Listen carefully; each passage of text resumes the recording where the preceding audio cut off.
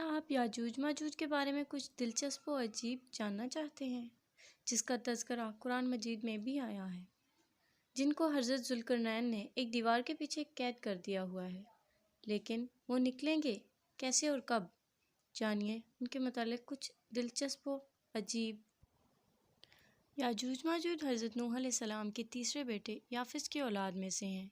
یہ انسانی نسل کے دو بڑے وحشی قبیلے گزر چکے ہیں جو اپنے ارد گرد رہنے والوں پر بہت ظلم اور زیادتیاں کرتے اور انسانی بستیاں تک تاراج کر دیتے تھے۔ قرآن مجید کی آیات توریت کے مطالب اور تاریخی شواہد سے معلوم ہوتا ہے کہ یہ لوگ شمال مشرقی ایشیا میں زندگی بسر کرتے تھے اور اپنے وحشیانہ حملوں کے نتیجے میں ایشیا کے جنوبی اور مغربی علاقوں میں مصیبت برپا کرتے تھے۔ بعض تاریخ دانوں نے ان کے رہائشی علاقے کو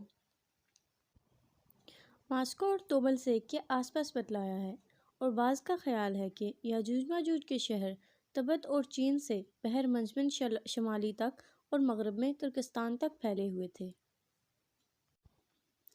حضرت ذوالقرنین کے زمانے میں یاجوج ماجوج کے حملے وبال جان بن گئے تھے۔ ان کی روک تھام کے لیے ذوالقرنین نے پہاڑوں کے مابین اونچی اور مضبوط سد دیوار تعمیر فرمائی۔ ذوالقرنین اور سد ذوالقرنین کا ذکر قرآن مجید کی سورہ کہف میں موجود ہے۔ جس ذوالقرنین کا ذکر قرآن میں ہے، تاریخی طور پر وہ کون شخص ہے؟ تاریخ کی مشہور شخصیتوں میں یہ داستان کس پر منطبق ہوئی؟ اس سلسلے میں مفسرین کے درمیان اختلاف ہے۔ تاریخ کی کتابوں کے مطالعے کے بعد لوگوں نے ذوالقرنین کی شخصیت اور سد ذوالقرنین کے متعلق مختلف اندازے لگائے ہیں۔ بہت سے کلیم علماء اور مفکر سکندر اعظم کو ہی ذوالقرنین مانتے ہیں، مگر بعض اس کا انکار کر کے یہ دلیل پیش کرتے ہیں کہ ذوالقرنین دراصل حضرت سلیمان علیہ السلام کا خطاب ہے۔ جدید زمانے کے کچھ مفسر و مفکر ذوالقرنین کو قدیم ایرانی بادشاہ سائرس اعظم کورش اعظم کا نام مانتے ہیں، اور یہ نسبتاً زیادہ قرین قیاس ہے، مگر ابھی تک یقین کے ساتھ کسی شخصیت کو اس کا مصداق نہیں ٹھہرایا جا سکتا۔ ذوالقرنین کی بابت قرآن نے صراحت کی ہے کہ وہ ایک ایسا حکمران تھا جس کو اللہ نے اسباب و وسائل کی فراوانی سے نوازا تھا۔ وہ مشرقی اور مغربی ممالک کو فتح کرتا ہوا ایک ایسے پہاڑی درے پر پہنچا جس کی دوسری جانب یاجوج اور ماجوج تھے۔ قرآن کریم کی سورہ کہف بحوالہ یاجوج ماجوج ذوالقرنین کے حالات بیان کرتے ہوئے فرمایا گیا ہے کہ جب وہ اپنی شمالی مہم کے دوران 100 دیواروں پہاڑوں کے درمیان پہنچا تو وہاں ایک ایسی قوم تھی جس کی زبان ناقابل فہم تھی، تاہم جب ترجمان کے ذریعے گفتگو کی تو انہوں نے عرض کیا کہ یاجوج ماجوج اس سرزمین پر فساد پھیلاتے ہیں، لہٰذا یہ ہمارے اور ان کے درمیان ایک سد دیوار تعمیر کر دے۔ چنانچہ پھر یہ تفصیل ہے کس طرح ذوالقرنین نے اس قوم کو یاجوج ماجوج کی یلغار سے بچانے کے لیے دیوار بنائی، اور جو دیوار بنائی گئی وہ کوئی خیالی اور معنوی نہیں بلکہ حقیقی اور حسی ہے، جو کہ لوہے اور پگھلے ہوئے تانبے سے بنائی گئی تھی، جس سے وقتی طور پر یاجوج ماجوج کا فتنہ دب گیا۔ یہ دیوار تعمیر ہو گئی تو ذوالقرنین نے اللہ کا شکر ادا کیا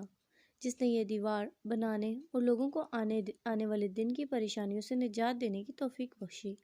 مگر ساتھ ہی لوگوں کو یہ بھی بتا دیا کہ یہ دیوار اگرچہ بہت مضبوط اور مستحکم ہے، مگر یہ لازوال نہیں، جو چیز بھی بنی ہے بالآخر فنا ہونے والی ہے، اور جب میرے رب کے وعدے سے ایک وقت قریب آئے گا تو اس کو پیوند خاک کر دے گا، اور میرے رب کا وعدہ برحق ہے۔ رہی یہ بات کہ سد ذوالقرنین کہاں واقع ہے،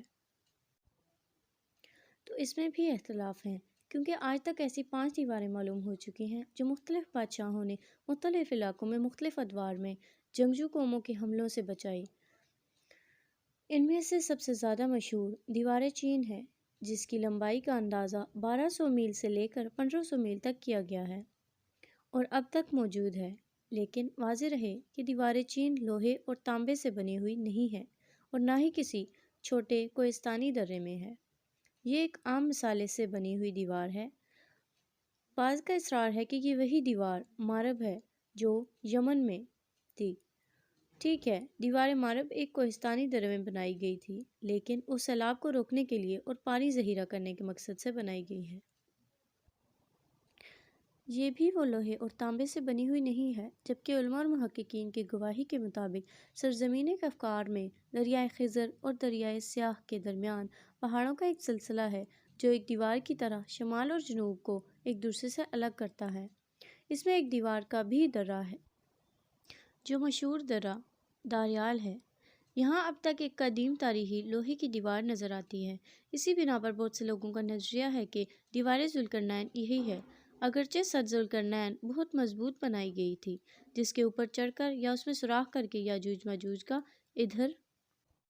ہونا ممکن نہیں، لیکن جب اللہ کا وعدہ پورا ہوگا تو وہ اسے ریزہ ریزہ کر کے زمین کے برابر کر دے گا۔ اس وعدے سے مراد قیامت کے قریب یاجوج ماجوج کا ظہور ہے۔ صحیح بخاری کی ایک حدیث میں حضور نبی کریم صلی اللہ علیہ وآلہ وسلم نے اس دیوار میں تھوڑے سے سوراخ کو فتنے کے قریب ہونے سے تعبیر فرمایا۔ ایک اور حدیث میں آتا ہے کہ یاجوج ماجوج ہر روز اس دیوار کو کھودتے ہیں اور پھر کل کے لیے چھوڑ دیتے ہیں، لیکن جب اللہ کی منشا سے اس کی خروج ہوگی تو پھر وہ کہیں گے کہ انشاءاللہ اس کو کھودیں گے، اور پھر دوسرے دن وہ اس سے نکلنے میں کامیاب ہو جائیں گے اور زمین میں فساد پھیلائیں گے، یعنی انسانوں کو بھی کھانے سے گریز نہیں کریں گے، اور اللہ تعالیٰ کی طرف سے حضرت عیسیٰ علیہ السلام کا حکم ہوگا کہ وہ مسلمانوں کو فوری طور پر جمع کرنے، کیونکہ یاجوج ماجوج کا مقابلہ کسی کے بس میں نہ ہو۔